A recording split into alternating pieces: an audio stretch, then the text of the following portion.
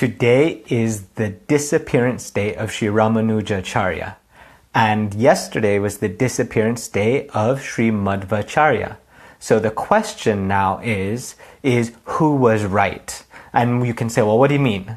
But did you know that Madhvacharya had one philosophy, had one idea, one very belief, one siddhanta that said this is how reality works. This is the nature of the living entity and the nature of God. Madhvacharya preached in his lineage, in his sampradaya, he said Dvaitavad, that there is a clear, distinct difference between myself and God. There's a clear, distinct difference between one living entity and another living entity.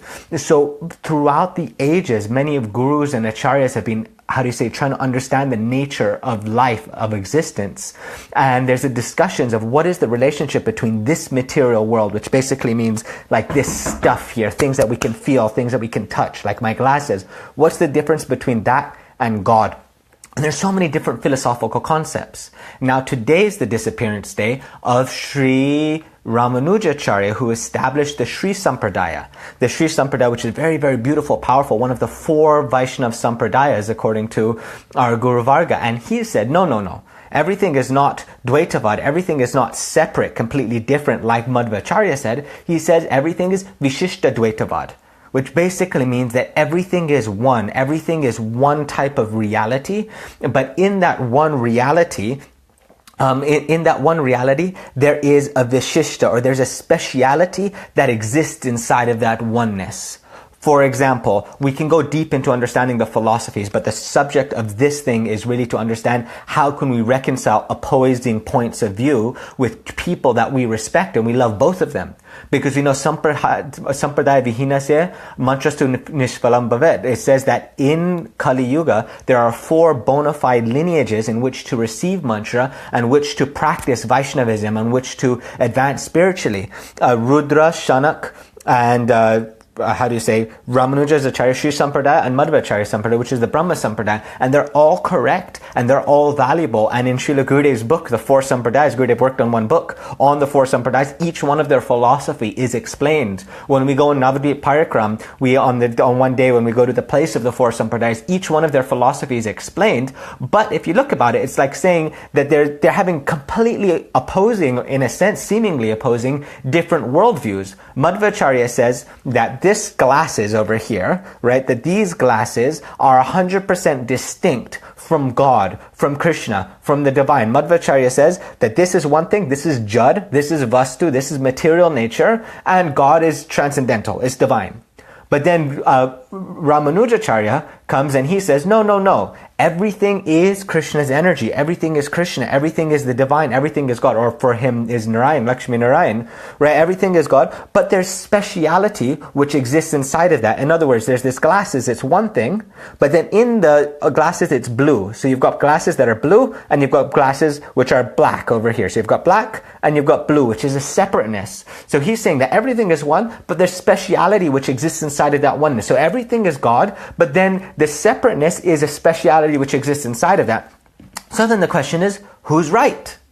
And the question is, does it matter who's right? Also, I say, and our acharyas say, they are both right. They are both correct. Now the logical mind can say, how is that possible? How is it possible that there can be 2 conflicting realities and both of them be important? We respect, we honor both of those days. We serve them. We respect each one of those Vaishnavas. And really what I want to open your mind to is to bring you to understand the very nature of our philosophy, or the very nature of life. In Vedanta Sutra, which is the essential truths of all the Vedic wisdom and all the knowledges, we have, Bhaktivedanta Swami, Bhaktivedanta Narayan Maharaj Gurudev gave us Bhaktivedanta title. So there's Vedanta, it says Tarka na Pratishtanat, which says you cannot understand the supreme absolute truth. You cannot understand the divine through a process known as tarka, or through logic, through reasoning, through intelligence. So the way that I like to see it is that my brain, how big's my brain? It's like this big. It's small. And if I spent my whole lifetime studying one small little atom, I wouldn't be able to understand that. Now, when we want to understand the origin of all of the atoms, we want to understand all of nature, all of reality, all of existence, all of dimension that exists exists beyond our mental faculties. Anavriti Shabda, that we get delivered through sound vibration. We get delivered specifically through connecting with the divine in loving relationship in bhakti. So basically what I'm saying is that in order to understand the supreme absolute truth, we have to do that with different faculty that is beyond our intelligence. And that is done by love. Premanjana Churita Bhakti Vilochanena. You can see, you can understand God, you can understand the nature of everything through love, through relationship, through bhakti.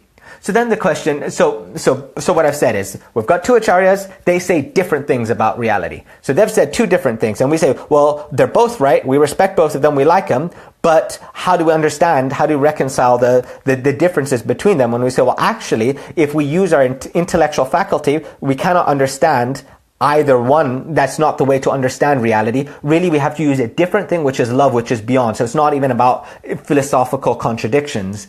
But then the question is, well, then why did the Acharyas say that? If there's no point in understanding the Siddhanta, then why did the Gurus, why did the Acharyas teach Shuddha Dvaitavad and Dvaitavad or Chincha Veda Tattva, these different philosophies? What's the point? And then that brings us to the understanding of, well, what is the point of our intelligence on our bhakti path? How does our intelligence work in our bhakti path? At the end of Bhagavad Gita, Krishna says something which I very much like, and that is that by reading Bhagavad Gita, by hearing the conversations, reading, by relishing Bhagavad Gita, you are serving Krishna with your intelligence. And this is what seva is about, is we take the things of this world and we use them to cultivate our chitta, our consciousness. I'm not going to explain it in too much detail now, but basically we use them as a process for enlightening ourselves or developing or coming closer to Krishna. So Siddhanta, learning philosophy, using our intelligence is using the element of intelligence, which is a material element, in the service of Krishna, and that becomes kind of like a tool, or that becomes a channel to be able to transfer bhakti onto Krishna. Bhakti is an expression of the heart, it's an expression of the soul, it's part of ourself. For example, if you have a flower, you take a flower and you go, Tani Pushpani, and you take the flower and you offer it to Giriraj, or you offer it to Krishna, or to Jagannath. We're very beautiful Jagannath here right now. So you offer that flower. Now, does Krishna care about the flower?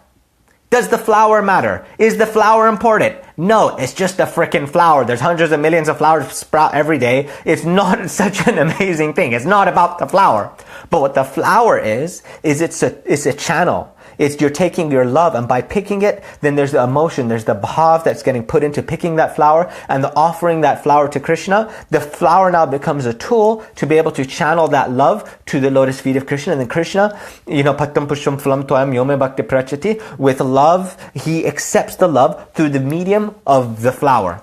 So in the same way, Siddhanta, philosophy, one thing, it hit me one time, and I thought it was like a very surprising, hard thing, that I actually don't know Siddhanta. I don't know philosophy. I've been studying it my whole life, ever since I was a kid. I learned the Bhagavad Gita sloka. My father taught me that when I was like 4 years old. And then in Gurukul and with Gurudev, but it's like, I don't understand Siddhanta, because Siddhanta is not something to be understood. Because understanding is a material intellectual faculty, and we use that to channel our love, just like we use the flower to channel our love, and that's good, and that's beautiful. But really, Harikatha, really Siddhanta is something which is to be swayam eva spuratyada. It's something to be, realized inside of the heart, inside of the being. And when you're using this different faculty, which is not intelligence, the faculty of the soul or the faculty of the heart, to understand Siddhanta, then things which seem opposing to the intelligence, things that say, well, is it one or is it two? Is it Vishishta Dvaitavad or is it Dvaitavad? Which is Brahmanuchachara? Which one's right? It's not a question. They're both right. Because that reality is subjective. Now this brings us to another point, which is, which I find interesting. I don't always give such philosophical classes, but it's Ramanujacharyya's day, Madhvacharya's day, we have to speak philosophy. Siddhanta bhalya shikta nasole nakore alas. In Chaitanya Charitamrita it says, in order to learn Siddhanta, to learn philosophy, you should not be lazy. You must learn. Gurudev, he told us slokas to learn, and he trained us in Siddhanta very, very strong. He was very proud of this. So we've got to learn. So some philosophy here. So when we're studying the nature of reality, it is a myth to think that there is such a thing as objective reality. Another thing, one reality that is that one truth from all perspectives, from all angle of visions, does not exist. Because there's no such thing in existence as objectiveness. There's nothing which exists which is objective, meaning without a subjective individual experience. These glasses do not exist without somebody observing them, in a sense. I know people get into quantum physics, that's not my approach. But basically is what these glasses are is defined by my relationship to them. To me, I see them as glasses and I perceive them as glasses, therefore they are glasses. But if I give these to monkeys in Vrindavan, they are not glasses in of the senses that they're not used for vision. They're not used for being able to see things. They're not used for that. For them, it's just something to chew on. For them, it's something else. So now the question can come, is this something that needs to be chewed on? Or is this something that's for seeing? And if you ask me, I say it's for seeing. If you ask the monkey, it's for chewing on. Which one is right? Depends on who you ask. Depends on that relationship. So this is the nature of reality, of life, of everything. So in our bhakti path, each one of our acharyas has what is, has their stayibhav, which is their very fixed internal mood and relationship to Krishna. They're very fixed in a mood. They're very subjective reality. And in that reality, their belief, their conviction, their relationship with Krishna, their philosophy, their siddhanta is 100% correct, is 100% real, and that is super real reality. But then from another person's perspective, then it is also their reality is 100% true and 100% real. And if you want to look at an objective reality, like which one's more right, this one or that one, it's stupid because there's no objective being. There's no place for that. So that's why someone like us in our sampradaya, we can say, Amito Radhika Pakshapati Sada. I am in the group of Srimati Radhika, and I don't like anyone in any other group. The highest type of love in existence is the love of Srimati Radhika. And we have bucket loads of books and siddhanta and classes from our acharyas that explain how Srimati Radhika's love is the highest. And for me, it totally 100% is. There's nothing that could come near the love of Srimati Radhika and the love of the gopis. It's impossible, and there's so much siddhanta because Srimati Radhika is the kaya view. No, Srimati Radhika manifests directly from Krishna, and so on and so forth. It's not possible. But if you go to someone who has a different mood or a different bhav inside of their heart, they may say, okay, Srimati Radhika is wonderful. But for me, the highest type of love is service of Ram. Service of Ram, like this is the highest type of love, or something else. And for Krishna and Narayan and Vaikuntha, and for them that is the highest thing. So, okay, how is this relevant to us? Why am I sharing about these conflicting realities and conflicting ideas of the acharyas? How does that affect our bhakti now? How does that matter? And the reason why it matters is, my whole life, I've been in the devotee community, and I have seen so much bickering, so much quarreling, so much criticism, and it basically boils down to this, is I'm right, they're wrong. We have the pure devotee, we have the pure siddhanta, we are following purely, we have the pure philosophy, and all those other groups, they're bogus. They're Mayavadis, or they're Sahajas, or they're ISKCON, or they're Gaudiya Mat, or they're this person, and they're that person, and they don't have the thing. And why are we better? Because we have the real reality. We have the right guru. Our guru is right, and their guru says something that's wrong, and look, it contradicts Shastra. But everybody says contradicts Shastra, because there's so many things in Shastra that's always contradicting all the time. Because Shastra is explaining things according to people's subjective reality, and there's unlimited different subjective realities, and that's just the way that it is. And having separate groups, this is important, this is good. That's why Krishna and Gurudev arranges that. Even in the spiritual world, there's different gopis, right? There's different gopis, and there's different groups of them, and they fight each other. I remember sometimes Vaishnavas explaining that the manjaris, they have these bombs, but they're flower bombs. They're like this big pile of flour, and they'll go to the other gopis' camps, to like Chandravali's camp, and bomb their camp and totally destroy their camp, but it's just like all covered in flowers. And so they have animosity, and they're fighting, and so on. So this is part of reality. But the problem that comes is when there's Vaishnava aparad. We have to be so careful of Vaishnava aparad. As soon as we say, my Vaishnava is right, so therefore your Vaishnava must be wrong, then we risk making Vaishnava aparad. Guru goste gostaliyeshu sujane busura gane. Sri Raghunath Das Goswami is explaining that we respect, Guru, we expect the Brajabasis, the people in Vrindavan. Some of them, they're taking intoxication, they're taking pan, things which we're not supposed to take as Vaishnavas, or even the Pandas in Jagannath Puri, some of them are eating fish.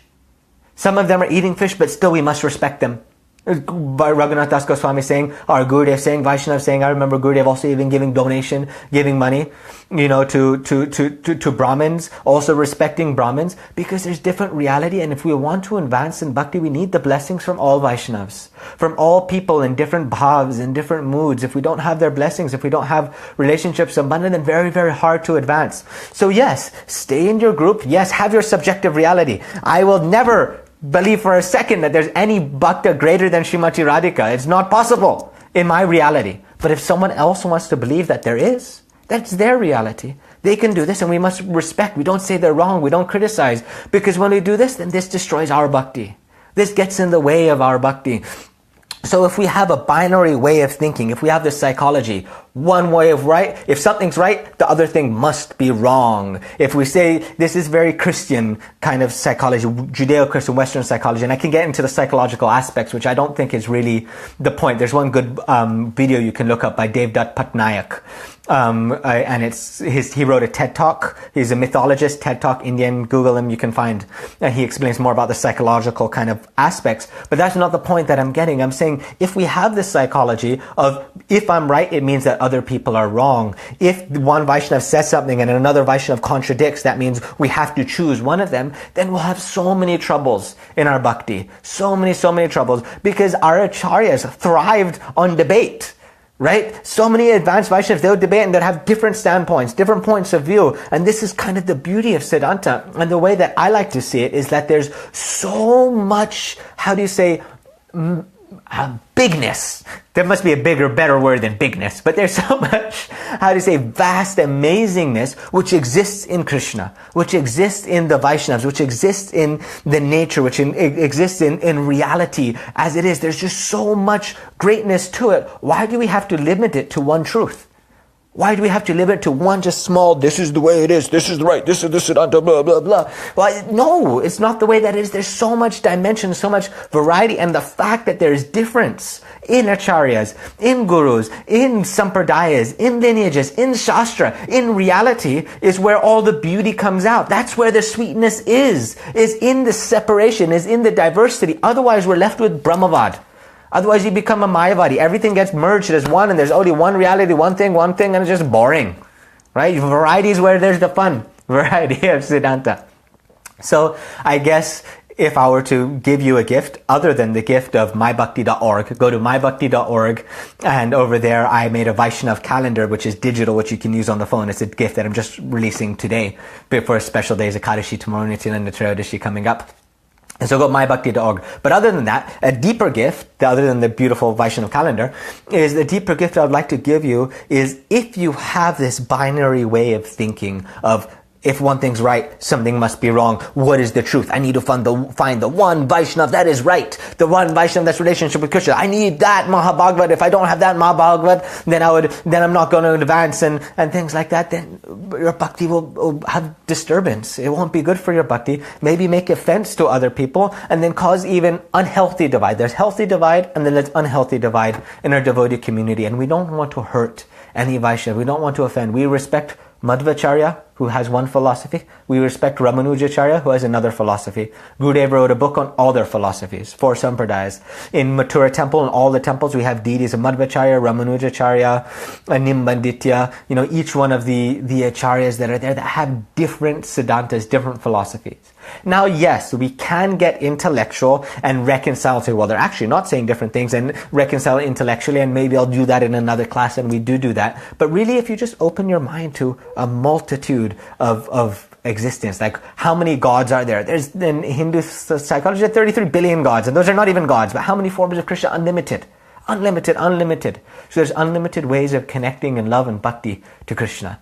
So please remember that. Please keep that. Otherwise very difficult.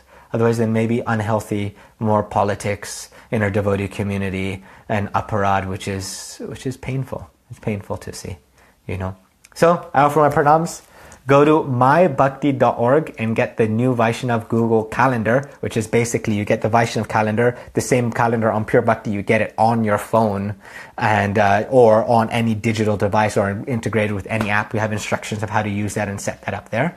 And I'll see, I don't have my glasses on, so I actually can't see you. I don't know how many people are watching this. Anyway, so let's see if we had any questions. Any Vaishnav existing? Let's see if we see. Okay, I don't think we have any questions. Okay, good. Well, I'll see you later. Haribol, Jai Ho.